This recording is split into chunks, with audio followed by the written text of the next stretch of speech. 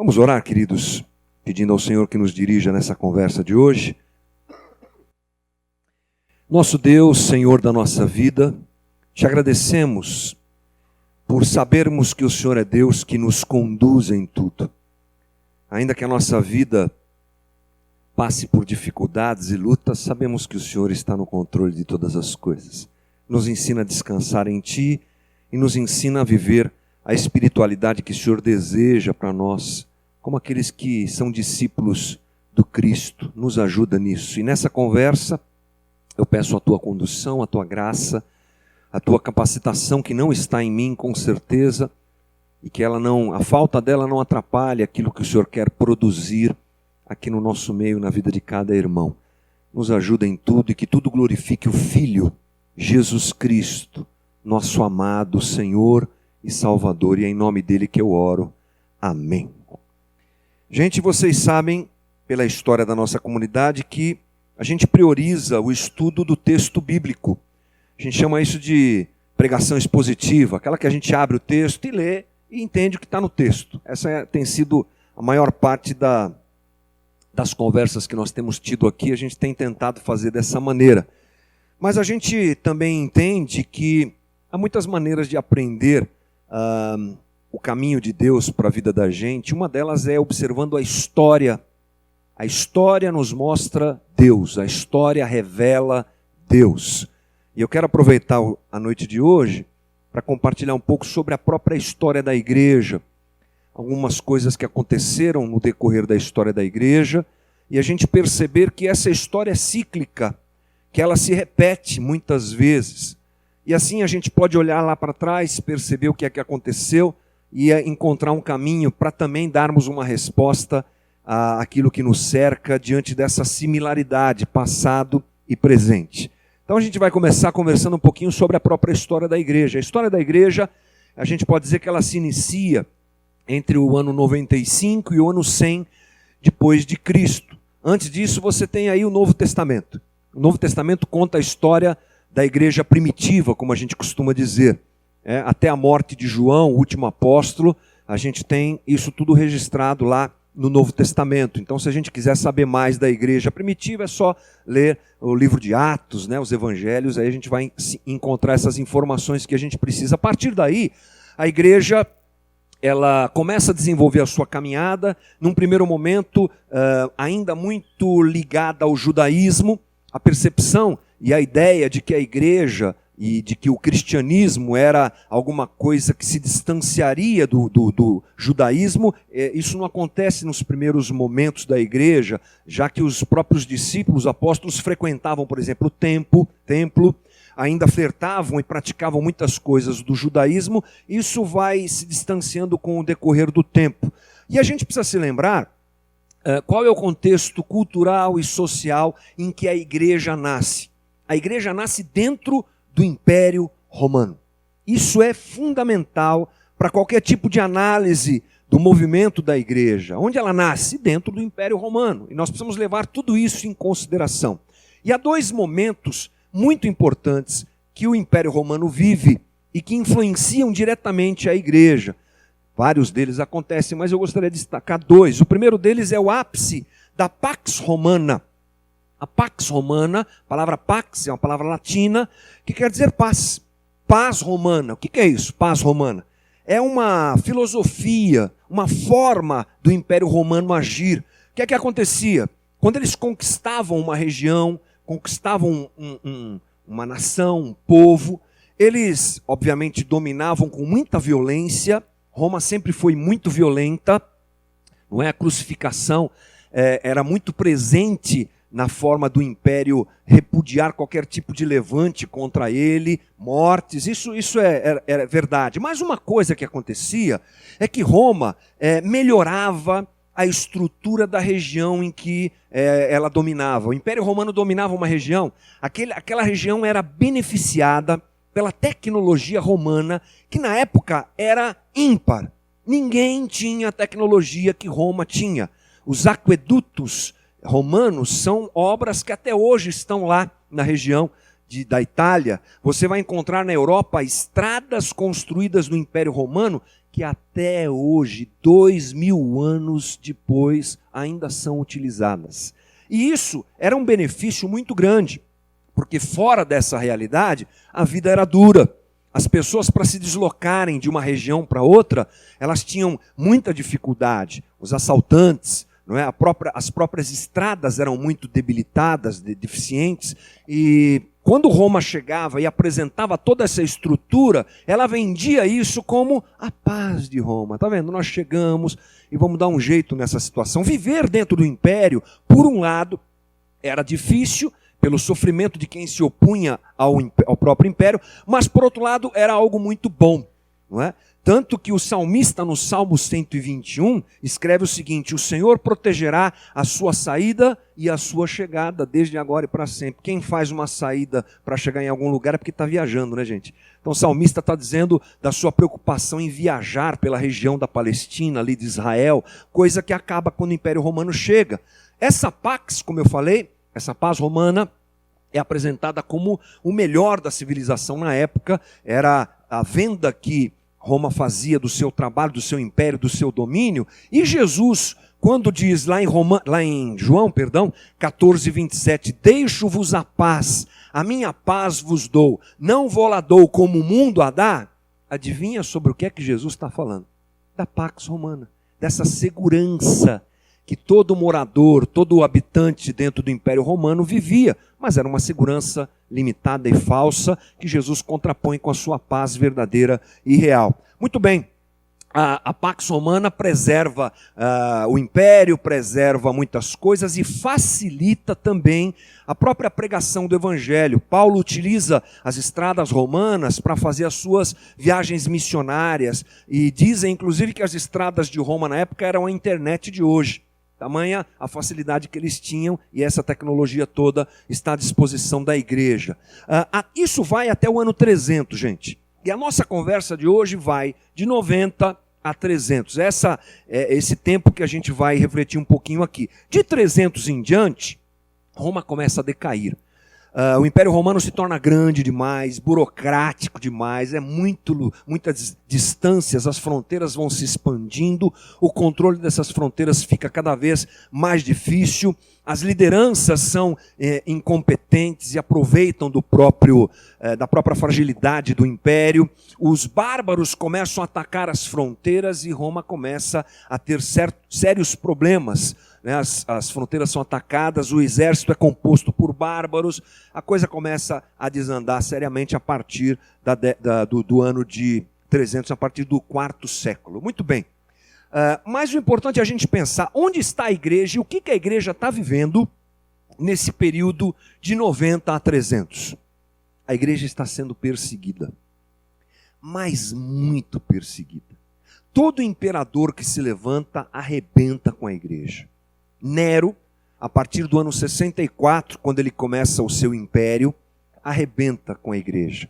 Deve se lembrar, a figura de Nero é uma figura icônica. Quando você pensa em imperador romano, você pensa em Nero tocando a harpa e Roma pegando fogo, né? É a imagem que a gente tem. Esse é um episódio real, o incêndio. Se ele tocou harpa, eu não sei, mas o incêndio é real. Colocaram fogo em Roma, inclusive os historiadores dizem que foi o próprio Nero que mandou que isso acontecesse. E a cidade ardeu por semanas.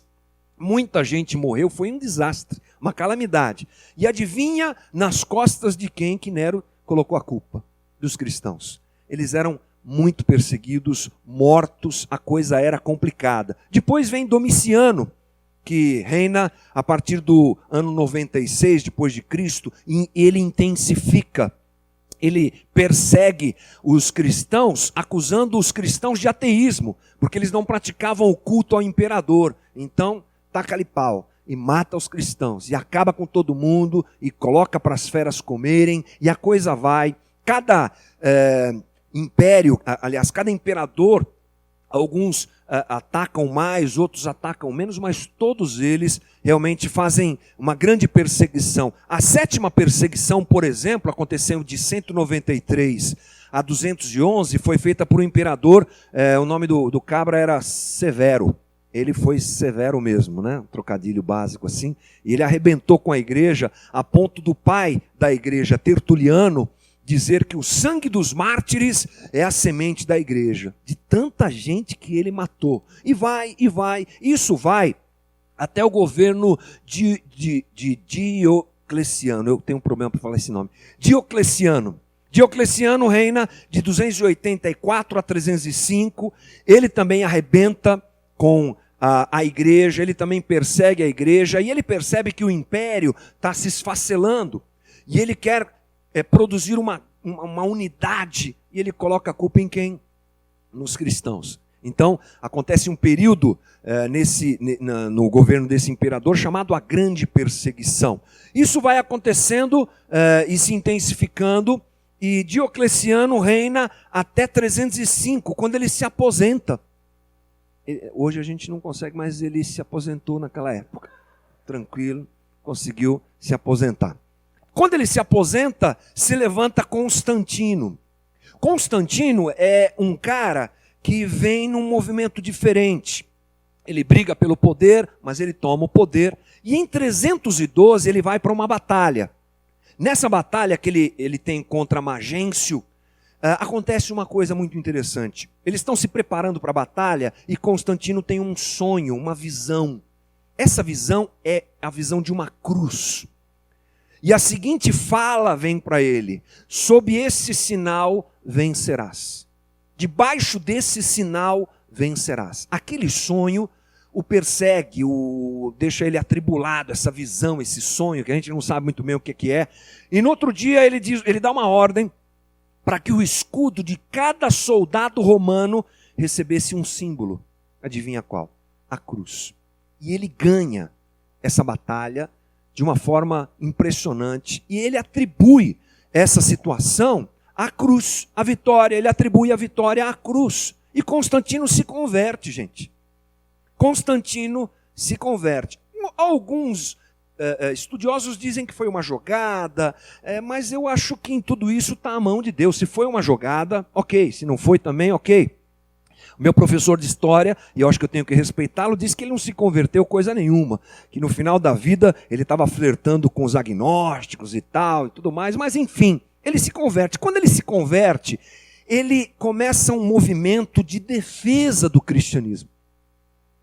Importante a gente salientar que enquanto a igreja está escondida por causa da perseguição, há uma grande produção teológica e de fé. Os irmãos morrem por Jesus, gente. Eles se entregam voluntariamente, muitos deles. E nesse período se levanta um grupo chamado Pais da Igreja. A gente chama hoje Pais da Igreja, Agostinho, Orígenes, próprio Tertuliano e mais um monte de gente que produz uma teologia que é a nossa base até hoje. A nossa base de fé vem desses caras que no meio da perseguição, da dor, da morte, mantinham a sua fé. A igreja era viva, gente. Eles viveram a fé de Jesus Cristo a ponto de darem a sua vida. Mas a coisa muda, o cenário muda. Constantino se converte e o que acontece? A igreja entra na sociedade.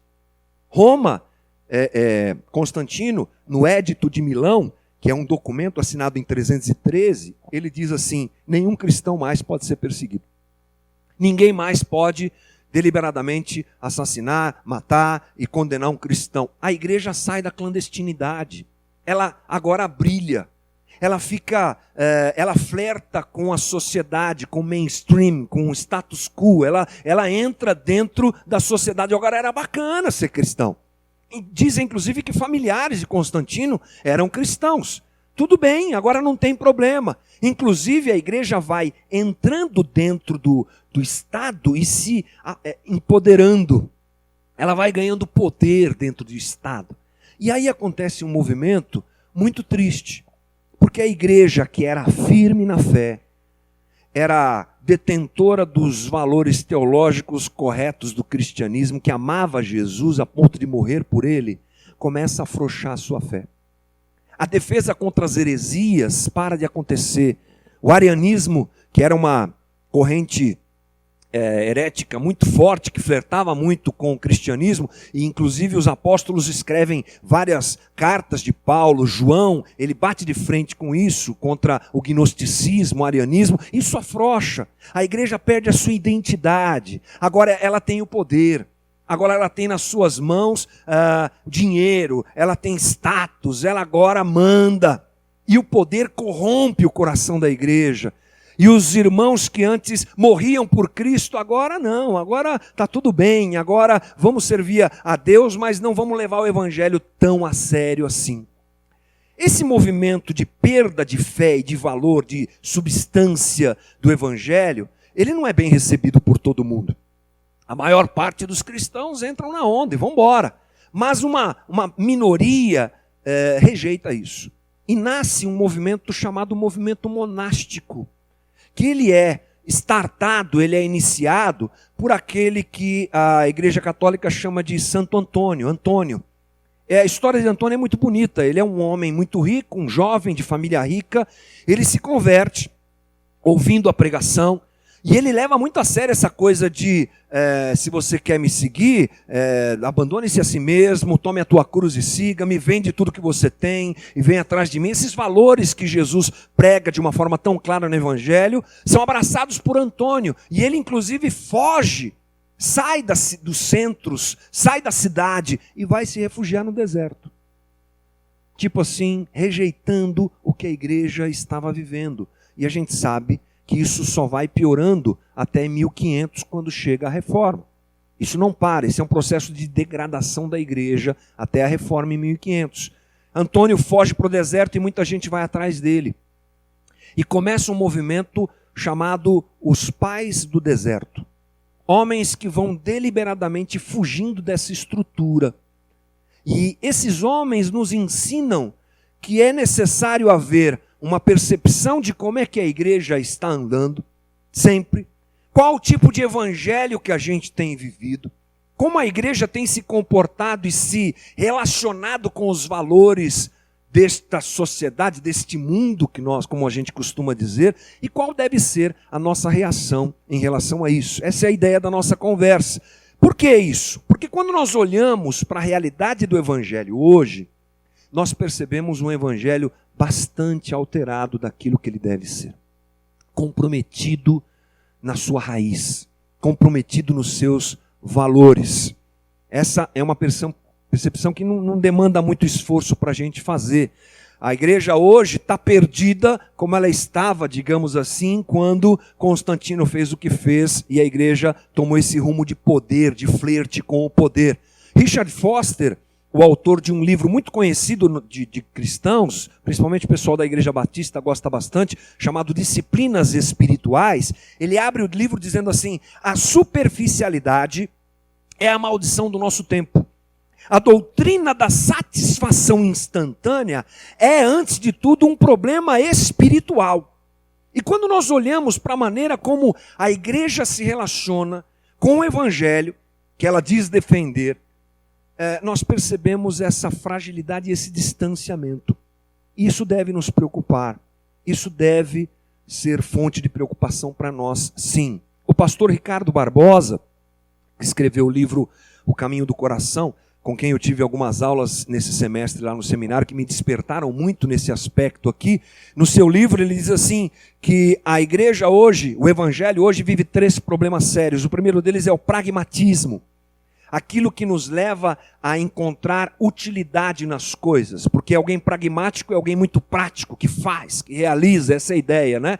Então, nós nos relacionamos com o evangelho e nos relacionamos com as pessoas sempre de forma muito pragmática, buscando sempre a produtividade dessa relação. A outra coisa que ele diz é que há uma necessidade extrema da nossa parte de preencher espaços vazios. A gente está sempre com a agenda muito, muito cheia. A quietude é, paradoxalmente, hoje algo que nos inquieta. A gente não gosta de silêncio. A gente gosta de barulho, de agitação, e o celular está prestando esse serviço para a gente, que a gente acorda de noite para ver se tem alguma mensagem. É uma coisa louca. Essa é a realidade da vida social da gente e do nosso relacionamento com o Evangelho, com a nossa espiritualidade. Também, ele diz que um consumismo absurdo determina as nossas relações. Eu me relaciono com você na expectativa de ter alguma coisa, sempre assim. O que é que eu posso ter? O que é que você pode me dar? Uma relação interesseira. Essas 3 situações, dentre outras, contaminam também a nossa espiritualidade. Contaminam também a maneira como a gente se relaciona com Deus. Contaminam também a maneira como a gente se relaciona com a nossa vida espiritual. Essa contaminação é básica, ela acontece mesmo, né? Como a gente pode dizer. E para fugir disso, talvez uma boa ideia seja fugir para o deserto. Para nós cristãos, deserto é uma palavra que remete à dor. Como é que está, irmão? Estou no deserto. Pronto, você já sabe o que é que o irmão está querendo dizer. Está ruim a vida dele, não é? E podemos continuar usando esse tipo de linguajar, é claro, mas essa ideia de irmos para o deserto é uma ideia de uma atitude, de um posicionamento, não é? De uma atitude contracultural, porque ninguém quer ir para o deserto. Talvez seja o tempo de nós nos levantarmos como cristãos que fogem do que está tão normal, do que está tão em evidência, do que é tão aclamado, do que é tão desejado, do que é tão pregado, do que é tão divulgado, do que é tão desejado pelos nossos irmãos cristãos de hoje, pelos evangélicos de hoje, de um modo geral. Portanto, observando a própria atitude do Cristo, que vai para o deserto também se preparar para a sua vida ministerial, ficando lá 40 dias e 40 noites sendo tentado por Satanás, olhando para a vida de homens como esses aqui que a história nos retrata, talvez seja bom a gente pensar um pouquinho em se afastar dessa loucura de evangelho que a gente está vivendo hoje e concentrar o nosso coração e o nosso esforço em vivermos o real evangelho de Jesus Cristo. Eu sei que isso é um grande desafio, porque a gente é embarcado em modas, a gente se movimenta pela maioria, a maior parte de nós faz isso. O que é que está pegando? O que é que está acontecendo? Qual é a moda? Qual é o caminho agora? O caminho agora, eu lembro, por exemplo, na época, alguns anos atrás, a gente tinha um movimento da adoração extravagante. Interessante, a igreja é tomada por alguns movimentos, né? Que em si, obviamente, no seu início, provavelmente, acontecem de forma original, mas de alguma maneira vão se perdendo. Então, agora é o momento de expulsar demônio, agora é o momento de quebrar maldição, agora é o momento de... E a moda também alcança a nossa espiritualidade. E hoje nós temos que tomar muito cuidado com isso, e talvez seja uma boa a gente pensar nas atitudes e nos valores que esses homens, pais do deserto, defendiam, e trazê-los para a nossa espiritualidade. Eu tenho um grande temor no meu coração, irmão. Falei isso para algumas pessoas que vieram conversar comigo hoje de manhã, depois que eu terminei de falar aqui. Uma grande preocupação de levar a nossa comunidade a uma espiritualidade saudável. Eu não quero responder por isso diante de Deus. E eu sei que isso é alguma coisa que me pesa o coração. Como é que nós temos vivido a nossa vida com Deus? O que é que a gente tem feito com a nossa relação com Deus? Por isso eu quero apresentar alguns valores abraçados pelos pais do deserto na tentativa de sacudir o teu coração. Porque tudo que eles fizeram se contrapõe àquilo que é geral, de um modo geral, da igreja, e talvez isso caiba a nós. Bem, a primeira coisa é o ascetismo. Ascetismo é uma palavra pouco usada para nós.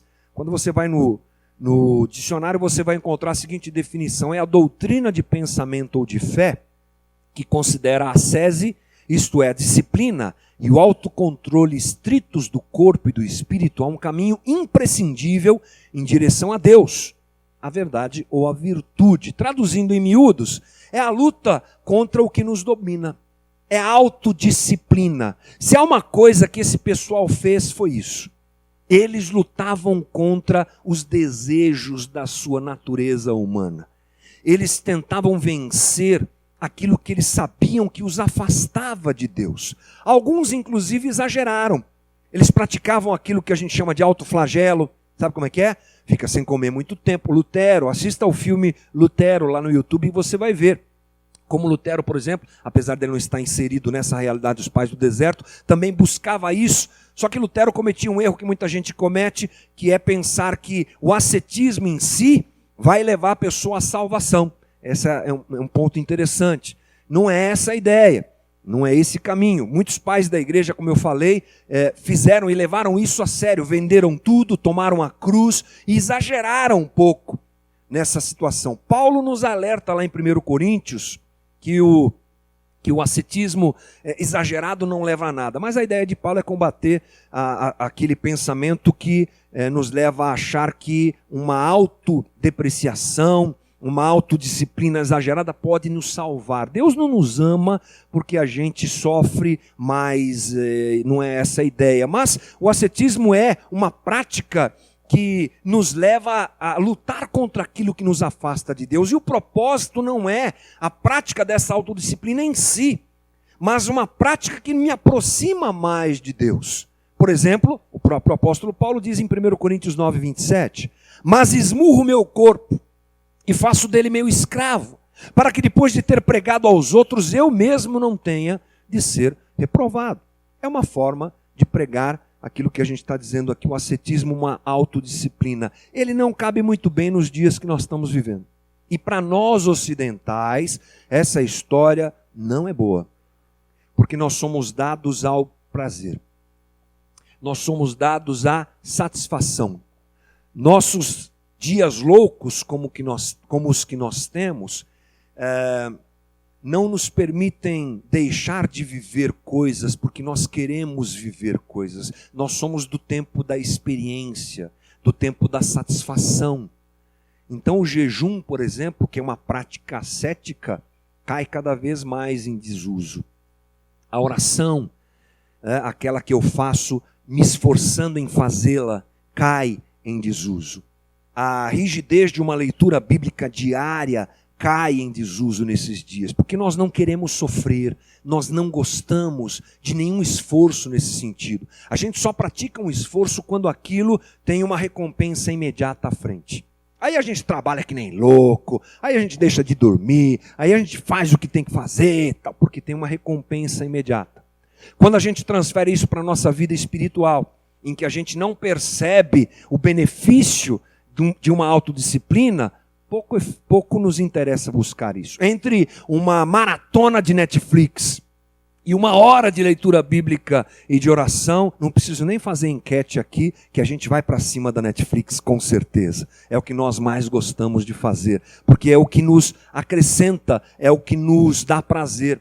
E o importante é a gente pensar que pecado não é só aquilo que nós fazemos, mas é o jeito que nós vivemos. O jeito que nós nos relacionamos com o mundo, com a sociedade e com a nossa espiritualidade. E deixar a nossa espiritualidade fraca, frágil, sem fortalecimento, sem dedicação, pode ser alguma coisa que a gente não gosta de dizer, de ouvir, melhor dizendo, mas é pecado. Renegar aquilo que é tão importante para nós acaba sendo com certeza pecado.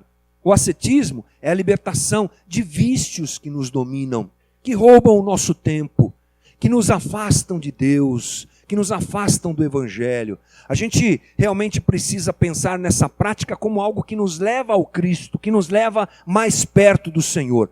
Muitas histórias de gente que praticou ascetismo estão registradas na história da igreja. Os puritanos, por exemplo, já tinham esse nome porque eram bem rígidos na prática das disciplinas espirituais. Tinham reuniões de oração 3 vezes por dia, guardavam o dia do Senhor, era uma coisa bem rígida. Com o tempo isso também se perdeu, isso se transformou em legalismo, que é o passo perigoso também que pode acontecer, quando eu transformo a prática num instrumento de redenção. E não é um instrumento de redenção, mas é um instrumento para que eu me aproxime de Cristo. Precisamos mais disso, irmãos. precisamos nos dedicar mais e nos lembrar que o propósito de Deus para nós hoje é nos fazer mais parecidos com Jesus Cristo. O Evangelho ele é vendido por muitos como a solução de problemas para a vida. E quando a gente está passando por um problema, a gente cai para dentro do Evangelho. Ok, não há problema nenhum, não é? Não tem problema nenhum nesse aspecto, mas a gente não pode perder o nosso referencial máximo, que é sermos transformados. A exemplo da figura do Cristo. Efésios 4:11, Paulo diz: e ele designou uns para apóstolos, outros para profetas, outros para evangelistas, outros para pastores e mestres, está falando da igreja, com o fim de preparar os santos para a obra do ministério, para que o corpo de Cristo seja edificado, até que todos alcancemos a unidade da fé e do conhecimento do Filho de Deus e cheguemos à maturidade, atingindo a medida da plenitude de Cristo. É o que Paulo está dizendo. Esse é o caminho que a gente deve seguir. E ele só pode ser vivido com autodisciplina e com avaliação de como a gente tem gasto o nosso tempo e o nosso esforço. A segunda coisa é a imitação de Cristo. Os pais do deserto tinham esse valor como inegociável. Eles queriam servir a Jesus da melhor e mais profunda maneira possível. Ardia o coração daqueles homens imitarem a Jesus. O que importava para eles era o que diz o Evangelho, qual é o caminho proposto pelo Evangelho, o que Jesus faria, o que Jesus fez, como ele se relacionou com o mundo, como ele se relacionou com a vida. A importância disso era muito grande. Eles se esvaziavam de si para se encherem de Cristo. Menos eu, mais o Senhor. Eles viviam isso na prática, seguiam a Jesus em tudo. E essa é uma realidade que nós devemos abraçar, porque ela nos é instruída. Nós precisamos imitar a Cristo. Paulo nos diz em Efésios 5, 1 e 2, portanto sejam imitadores de Deus como filhos amados. Imitem a Deus, imitem a Cristo. Olhem para Jesus como um verdadeiro mestre. Olhem para Jesus como alguém, como aquele que nós devemos andar atrás dele. A cultura judaica nesse sentido é interessante. As crianças judaicas começavam a aprender, eu não sei se isso permanece até hoje, provavelmente não, mas na época de Cristo, as crianças começavam a aprender a Torá com pouquíssima idade. Tipo assim, com 10 anos de idade, eles sabiam os 5 primeiros livros da nossa Bíblia hoje, que é a Torá, de cor, irmãos. E os que se destacavam eram abraçados pelos rabinos, pelos rabis, e aí eles andavam com os rabis para desenvolver mais ainda o seu entendimento. E havia um ditado que dizia assim, que um bom discípulo era aquele que recebia a poeira das sandálias do seu rabi. Ele andava tão pertinho que a poeira da sandália do rabi caía sobre ele, no sentido de dizer que ele seguia de perto o seu mestre. E a gente hoje não tem essa poeira dos pés de Jesus caindo sobre nós na maior parte das vezes. Portanto, é preciso a gente repensar como é que a gente identifica um discípulo de Jesus hoje. Como é que a gente identifica um discípulo de Jesus hoje? Eu vou te dizer 2 coisas que são apresentadas como valores para identificar um discípulo de Cristo: prosperidade e cura. Basicamente isso. O que nós vemos na televisão são testemunhos de grande prosperidade. E aquela pessoa recebe uma qualificação de alguém espiritual. Olha como irmão espiritual. Ele estava na miséria. Ele seguiu a Jesus, fez os seus votos, teve fé, e aí ele prosperou. Esse é um grande discípulo de Jesus. Bobagem. A cura também nos é apresentada como um sinal do favor de Deus, no sentido de sermos discípulos de Cristo. Isso é um grande desvirtuamento da realidade bíblica.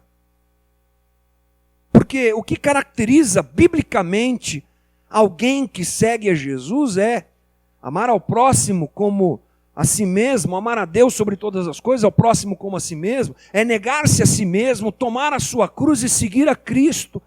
E o Cristo mesmo disse que o Filho do Homem não tem nem sequer onde repousar a cabeça. Então veja como os valores estão invertidos. O que identifica um discípulo de Jesus hoje está na contramão daquilo que o próprio Cristo ensinou, que seria a marca da igreja, a simplicidade. Onde está a simplicidade da igreja, gente?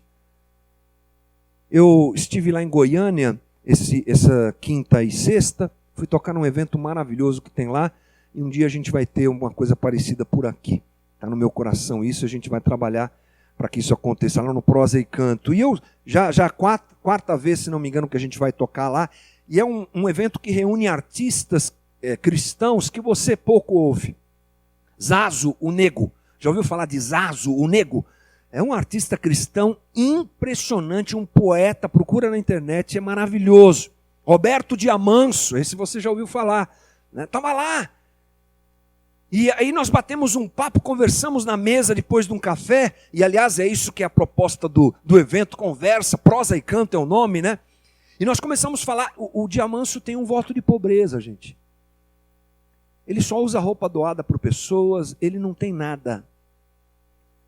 E ele começou a dar o seu testemunho, e eu falei para o Zé, depois que a conversa terminou, eu falei para o Zé, esse cara tem duas coisas que eu preciso falar dele. Ele é um gênio, porque o conteúdo que ele tem, a forma que ele expressa, e a vida que ele leva, cheia de piedade, e ele é um João Batista desses dias, ele é um profeta.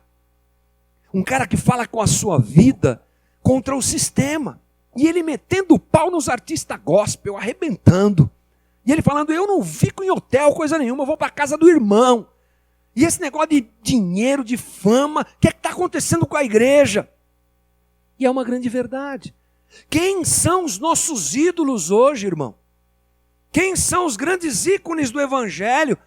O irmão que vai pregar lá no Cafundó do Judas e dar a sua vida pelas pessoas? Não. São os grandes pastores, as grandes igrejas, as grandes estruturas, os grandes artistas, todo mundo pagando, né, um sapo para esse pessoal. Porque os nossos referenciais mudaram e a simplicidade foi jogada no lixo. Quanto mais glamour, melhor. Quanto mais, melhor. E o evangelho me aponta para o menos. O evangelho me empurra para o menos. Eu não estou dizendo aqui que você deva fazer voto de pobreza, isso é um problema teu. Mas o apego a essas coisas que nos cercam não deve ser alguma coisa valorizada como a gente vê, como a gente vive, como a gente ouve. E esse é um caminho que eu acho extremamente importante para nós nesses dias, na contramão de tudo que a gente está ouvindo e vendo por aí. A terceira coisa é protesto. Os pais do deserto também protestaram diante de uma igreja institucionalizada. Aliás, o ato deles irem para o deserto já estava dizendo assim, estou fora. Literalmente, né? Estou fora. Prefiro viver no deserto do que no meio dessa igreja institucionalizada, que flerta com o Estado, que apodreceu nos seus valores. Estou fora. Romanos 12, 1 e 2 nos diz o apóstolo Paulo algo que a gente já sabe, né? Mas eu quero lembrar você. Não vos conformeis com este século, mas transformai-vos pela renovação da vossa mente. Paulo usa a palavra século, eu já disse aqui algumas vezes, que no grego é a palavra cosmos, que entre outras coisas quer dizer sistema. Paulo está falando, está vendo esse jeito de viver? Está vendo essa loucura que o mundo vive? Esse apego que as pessoas têm? Está vendo essa distância entre o que se vive e a realidade do evangelho? Então foge disso. Não se conforme com isso. Não flerte com isso. Não faça alianças com esse tipo de coisa. Mas mude a tua mente. Porque nós somos dominados pela mente. O grande campo de batalha que nós temos é a mente. Nós somos doutrinados pelo marketing de hoje, que nos empurra goela abaixo os valores que a sociedade quer. Os pais da igreja lutavam contra isso.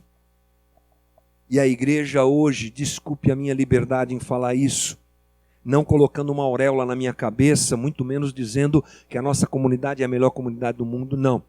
Porque a gente é pecador e entre todos aqui o maior sou eu que estou aqui falando com você, eu admito isso diante do Senhor. Mas há um desejo imenso do nosso coração de seguir o Evangelho de Jesus Cristo na sua realidade. E a gente luta por isso. E que Deus nos ajude nisso. Mas essa não é a realidade que a gente encontra, irmão. Olha o que está acontecendo com a igreja, ela está flertando com o Estado. E está todo mundo, aleluia, aleluia nada, irmão. Que aleluia. Olha o monte de besteira que se fala. Olha a reação que se tem. Olha a maneira como se lidam com as coisas, distante da realidade do Evangelho. A gente não pode ter o nosso coração dominado por isso. Um grande desvirtuamento do Evangelho está acontecendo hoje. Se você acha que esse movimento de aproximação da igreja com o Estado é bom, reveja a tua posição. Nunca é bom.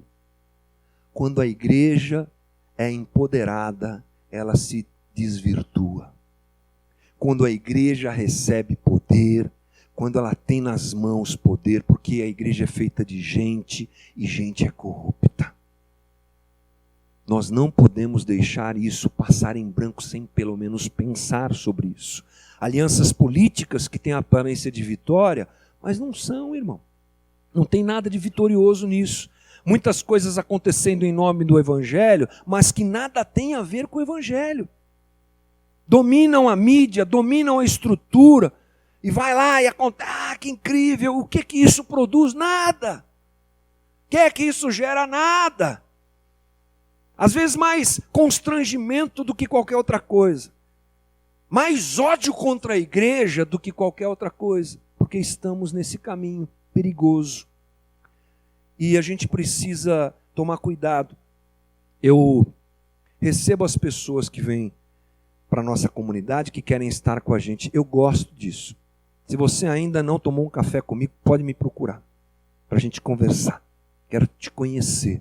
A nossa comunidade se transformou, eu não sei direito por que Deus fez isso, mas num lugar que recebe gente já crente, que vem arrebentada para cá.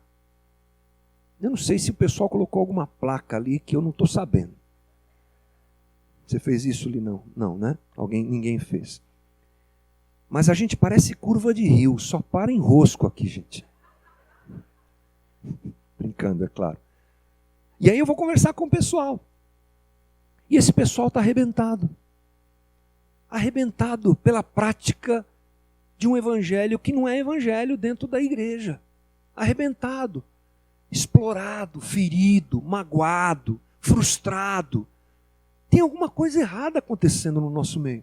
Tem alguma coisa muito séria para a gente observar em relação a isso. E nós precisamos abrir o nosso ouvido e perceber o que é que está acontecendo aí fora, gente. Você sabe de uma coisa? O movimento neopentecostal, de onde eu sou oriundo, fiquei lá 20 anos, né? Já pedi perdão, vou de novo, peço perdão de novo. Eu peço, não tem problema. Fiz muita besteira lá, ok. Mas você sabe que esse movimento está enfraquecendo, né? Ele está cada vez mais fraco. Não é alguma coisa que vai acontecer amanhã, mas há uma queda desse movimento. Esses grandes missionários, pastores e líderes que estão na televisão, eles vão perder o seu espaço com o decorrer das décadas. Por quê? Porque o neopentecostalismo é muito agressivo em muitas coisas. Ele, quando a pessoa para um pouquinho para pensar, ela fala, Deus não está nesse negócio aí não. E a nossa sociedade vai evoluindo na sua questão conceitual, de entendimento das coisas, então é o que está acontecendo. Mas não se engane. Na cauda dessa ação em que o neopentecostalismo se enfraquece, tem surgido um outro movimento muito perigoso. Esse movimento não pede dinheiro. Esse movimento não potencializa grandes milagres. Esse movimento não flerta com prosperidade. Ele exalta o homem e levanta o homem até categoria de Deus. E ele faz o homem ser Deus e Deus ser o servo do homem. Há uns dias atrás, algumas semanas atrás, apareceu um bafafá na internet de um pastor bastante conhecido agora das mídias e eu fico lá dando uma olhada, o que é que está acontecendo, claro, tenho que estar antenado. E para a infelicidade desse rapaz, desse pastor, ele fez uma pregação lá dizendo assim, você é o centro de tudo. Porque se Jesus, pensa comigo, se Jesus morreu por você, é porque você é o centro de tudo. Rapaz, mas ele tomou tanta burdoada, coitadinho. Mas está lá firme, pregando esse evangelho. E ele é muito sutil. Ele levanta o homem. Ele faz carinho na gente. Ele abraça a gente. Você é demais, você é incrível, você é maravilhoso, você... E a gente... E algumas pessoas que se desligam da nossa comunidade, e isso é normal, irmãos, não tem problema nenhum. A gente não é dono de ninguém. O Espírito Santo leva atrás as pessoas, eu acredito nisso. Não tem problema nenhum. Mas alguns vêm me dizer assim, olha, eu estou indo em tal igreja, porque eu gosto mais desse movimento mais pentecostal, uma coisa um pouco mais quente e tal. Não tem problema, vai na paz. Deus te abençoe.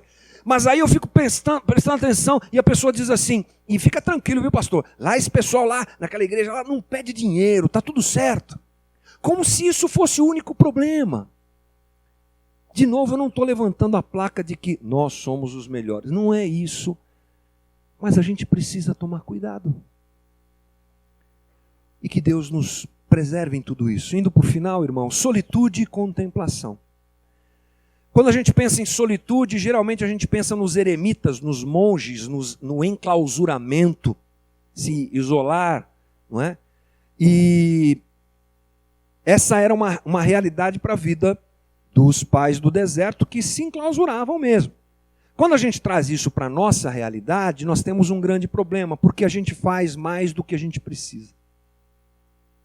Hoje, ter uma agenda cheia é sinal de importância.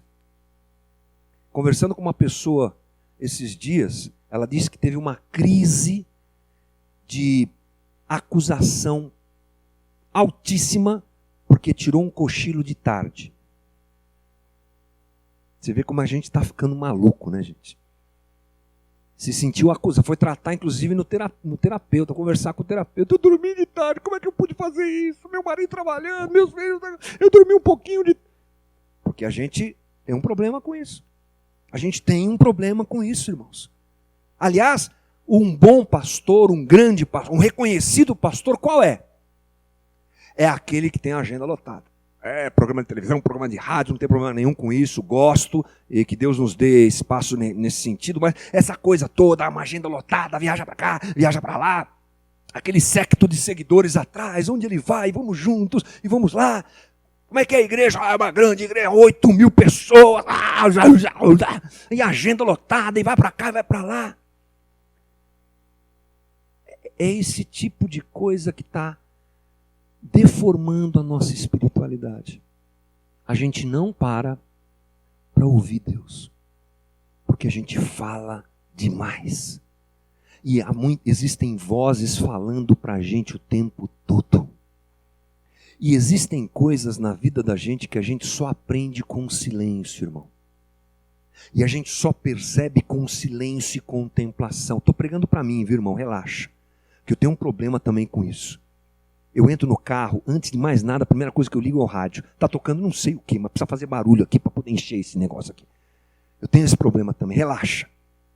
A Ana sempre briga comigo, porque eu vou almoçar e coloco o celular na frente, já liga lá os vídeos. Eu tô melhorando, irmãos. Orem por mim. Terça-feira eu vou...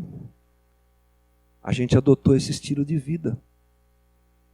O Ricardo Barbosa cita no seu livro, que eu já falei aqui, O Caminho do Coração, ele fala de uma experiência interessante. Isaac Newton é o descobridor de como a gravidade funciona, né? E a gente tem uma ideia de como é que isso aconteceu, todo mundo já ouviu falar, que ele estava observando as coisas. E ele viu uma maçã caindo, né? Falam que a maçã caiu na cabeça dele, mas aí já há controvérsias. Ele viu uma maçã, um fruto, sei lá o que foi, caindo.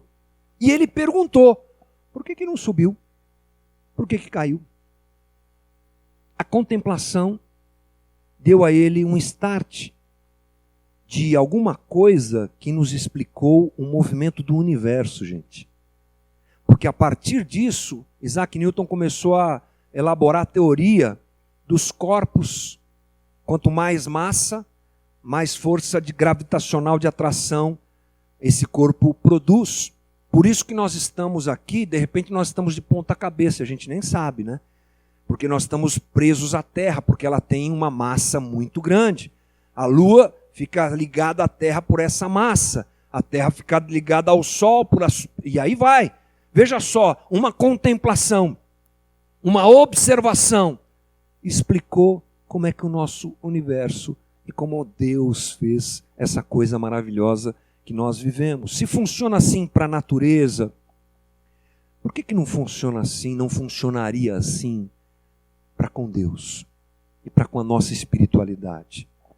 A gente precisa baixar o nosso ritmo. A gente precisa ser mais silencioso e termos momentos em que a gente busca a Deus no silêncio. Essa é uma recomendação do próprio Jesus para nós. Entra no teu quarto, fecha a tua porta e vai lá orar. E vai falar com Deus, e vai contemplar Deus. E vai pegar as escrituras, isso daí já é um adendo meu. Pega as escrituras, leia, faça uma lectio divina. Busque a Deus e conheça a realidade da palavra. A tecnologia tem falado demais e a gente tem ouvido pouco o que a Bíblia diz. E a Bíblia diz: aquietai-vos, porque eu sou Deus. Menos. A oração é um esvaziamento que me faz ouvir a Deus. A oração não deve ser um instrumento para eu pressionar Deus, mas um instrumento para adequar meu coração àquilo que Deus quer fazer. O próprio Ricardo Barbosa diz, pastor Ricardo Barbosa, o caminho de volta para o coração, do encontro com a própria alma, só pode ser trilhado por meio do silêncio e da contemplação. Ouvir o veredito que Deus tem a nosso respeito exige de nós o silenciar de outras vozes e ruídos, para ouvirmos, apenas a voz de Deus. Encerrando, irmãos, eu quero destacar que o deserto é o lugar onde os ídolos são quebrados. É o lugar onde os ídolos modernos que nos assediam, que fazem parte da nossa vida, são descartados. Só assim que a gente pode se livrar dessas coisas que ocupam um lugar que não devem ocupar. No deserto a gente equaciona as prioridades da vida. Onde Deus está na minha vida? Qual é a importância de Deus na minha vida? O que é que eu tenho colocado em primeiro? O que é que vem depois? O que é que vem depois? No deserto, a gente tem uma experiência do absoluto de Deus e do relativo de tudo mais. Tudo mais se relativiza quando eu me encontro com Deus, realmente, incluindo a mim mesmo.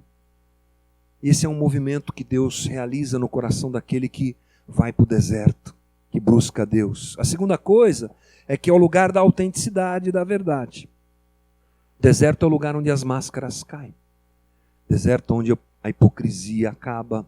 O deserto é onde a gente se percebe como a gente realmente é. É uma libertação interior. E a gente pode se lembrar que no deserto Israel se deparou com a sua própria incredulidade. Uma das coisas que aconteceu no deserto foi Israel perceber como eles eram incrédulos. E isso lhe custou a eles muito, 40 anos de caminhada no deserto. Em último lugar, no deserto é o lugar onde a gente abre o coração para compaixão. Porque a gente olha para a gente, percebe quanto a gente é pecador, a gente olha para a nossa dor e a gente se coloca numa condição de nós nos solidarizarmos mais com o próximo. E diga para mim, irmão, não é essa a espiritualidade que Deus quer da gente? Não é essa a espiritualidade que a Bíblia diz que a gente tem que ter? Fujamos então daquilo que tem aparência de espiritualidade. Mas como a gente diz, é muita espuma. É só espuma. E quando passa, não deixa nada.